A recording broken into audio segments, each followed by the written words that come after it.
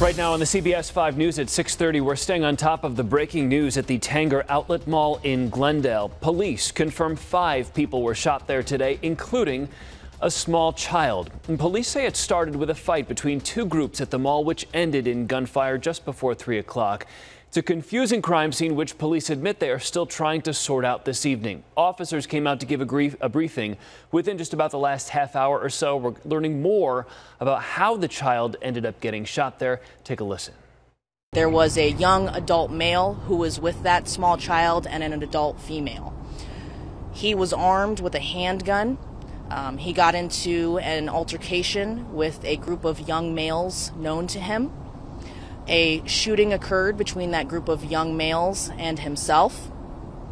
The young adult male, the adult female, and the small child were all transported to local Valley hospitals with injuries. None of them are life-threatening at this time. We have live team coverage from the mall-turned crime scene tonight. We'll begin with Brianna Whitney, who has new cell phone footage showing police taking someone into custody right after that shooting. Brianna. Yeah, Jared, it was one of those videos that we got coming in right after all of this unfolded as people just started to realize what was even happening out here at the time. I want to show you that video. This is from Mary Lee. She was actually just at the stoplight. She couldn't go anywhere because it was red, and all of a sudden she sees officers sprinting towards the canal with rifles drawn. You can see it in that video. We can't see who's below the canal, but clearly they had somebody surrounded, and she couldn't go anywhere along with other drivers. We talk about just the scope of how intense this all was. You can see this other video from the scene out here today. It was scary because, as we've learned, there was 5 people injured, 2 groups shooting at each other, and that's why so many people heard what sounded like so many gunshots in a small amount of time.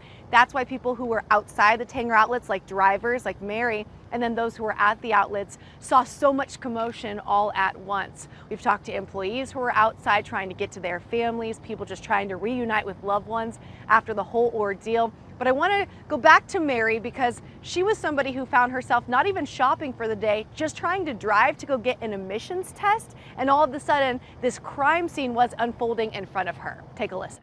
As I was driving down Glendale Avenue, I just noticed all these police cars just rushing. And I'm like, there was like probably, I don't know, like 50, 100. It was just like a swarm. And I got to the stoplight at the 101, and I noticed in the canal the police were coming with their guns drawn. I didn't see the man, but I saw them all running with their guns like drawn. So I'm like, okay, they're chasing somebody, but I couldn't see who was down there. And she makes a good point. She knew they were chasing somebody. She couldn't see what was going on. She didn't know what was going on. And it really seems that it was such a chaotic situation that Glendale police are still trying to piece together what all happened. There were children involved. There were adults involved. There were 2 guns involved. There were 2 groups involved. So when you're talking about trying to get all these details and figure out what exactly happened, it's complicated for everybody who was out here today. Thankfully, it is much more calm out here tonight. There is still Glendale police kind of monitoring the area out here, checking stores. They've unblocked the road, though, so people can come in and out of the outlets. But the good news is so many people who were trapped and locked down inside those stores were able to get out safely. Glendale police checked cars as people were leaving to make sure there was nothing dangerous. And it is a lot more calm out here tonight. But of course, the investigation still continues. Reporting live in Glendale, I'll send it back to you guys. All right.